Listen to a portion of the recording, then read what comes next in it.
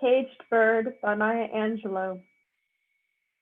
A free bird leaps on the back of the wind and floats downstream until the current ends, and dips his wing in the orange sun rays and dares to claim the sky.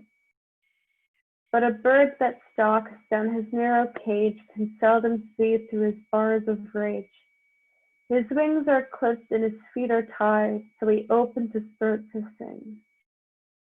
The caged bird sings with a fearful trill of things unknown but longed for still, and his tune is heard on the distant hill, for the caged bird sings of freedom.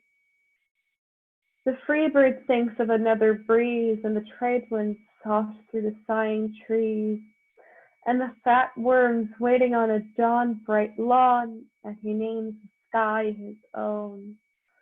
But a caged bird stands on the grave of dreams, his shadow shouts on a nightmare scream. His wings are clipped and his feet are tied, so he opens his throat to sing.